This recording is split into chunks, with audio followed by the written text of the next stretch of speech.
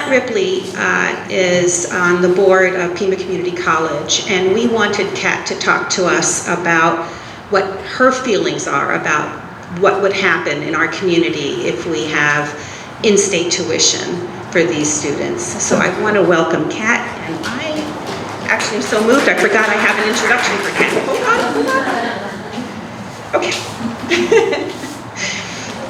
Kat Ripley was one of the first women accepted to the U.S. Naval Academy, where she earned a B.S. in engineering and political science. She served as a naval officer for 26 years in leadership tours that spanned across the globe, including 2 tours as a U.S. diplomat. While in uniform, Catherine taught leadership and military history at Harvard University, Boston University, Tufts, MIT, and Northeastern.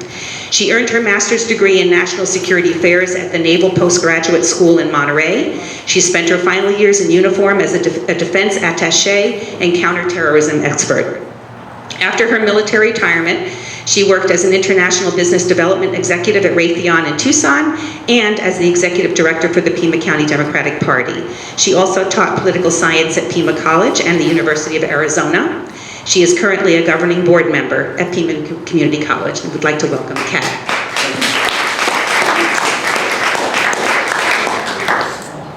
Thanks so much. Thank you, Tamarala and TAGG, for inviting me here. It's been a while since I've seen a lot of you, and it's just wonderful. And just a round of applause for Tamarala and her crew at TAGG. I mean,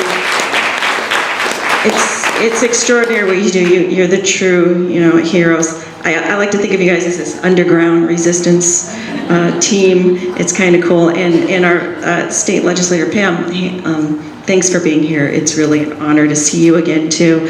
Karina said it all, really. You said it all. I mean, the facts are, yes, it's a very cut and dry, easy proposition. It's a people's initiative.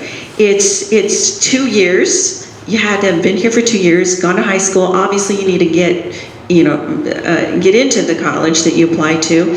But that's pretty much it. And the arguments against this proposition are weak and quite frankly, pretty much xenophobic and racist. I've researched, it sounds flippant, but it's not. I researched, okay, why do people, I do a lot of debating in my political science class. I make my students take the side that they're actually against, and they have to go research that topic, whether it's, legalizing weed or,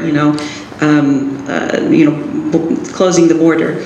And so they swap and they have to debate. So in doing that, they have to research what is the opposition saying.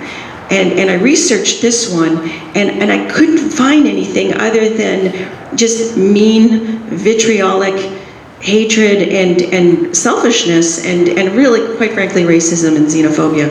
So with that said, this is, for me, it's a no-brainer. It was a bipartisan bill passed by the legislature a year ago, led by a Republican legislator, Paul Boyer, I believe is his name.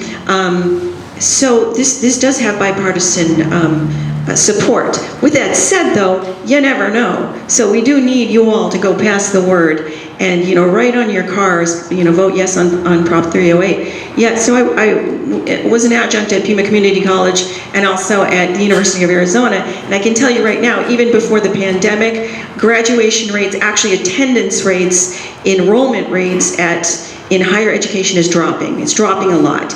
It was happening before the pandemic, and it's been exacerbated. So what does that mean? Also exacerbated by the pandemic is firefighters. You're going to hear from a firefighter today. Frontline workers, people in any of the services. We're building this giant center of excellence at Pima Community College for advanced manufacturing, and we have 75 students on the waiting list just to learn skills about welding. So we need, and we're fighting for our tuition because we were zeroed out at Pima Community College about 9-10 years ago because of the recession, and also, truth be told, because Pima wanted to allow DACA students the opportunity for in-state tuition. And because of that, it pissed off the legislature and Governor Ducey, and we were zeroed out. We get no in-state, we get no state funding. So our money comes from tuition and enrollment is declining, grants, and property taxes. So I'm going down that rat hole just to let you know that we need these students.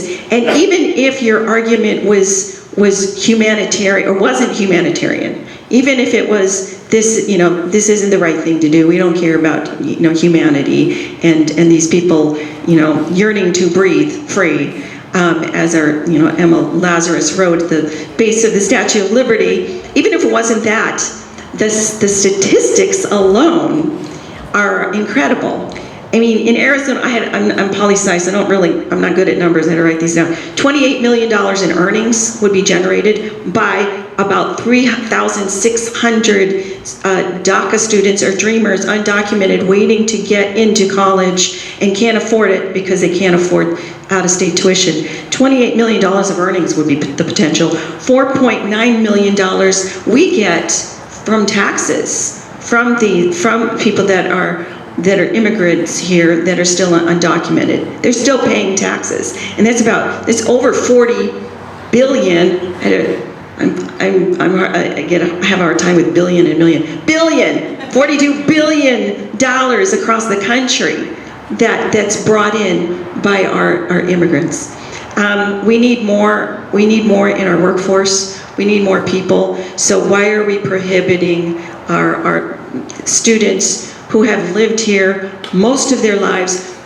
A lot of them don't even speak their native languages. They speak English. A lot of them have never even been to their native countries. They are Americans by all sense of the word, by definition. They are citizens. When you look at the word citizen and citizenship, if it's not a piece of paper, it's these children who grew up here.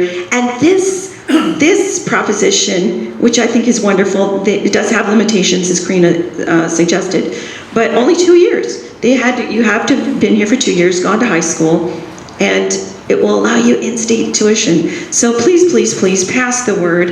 I mean, I have more I can talk about, but we have our speed dating going on. And again, Karina, multiply her by tens of thousands that have the same stories that she does, that are amazing, not just baseline contributors to our society, but amazing citizens that without them, we might not be able to function as a nation.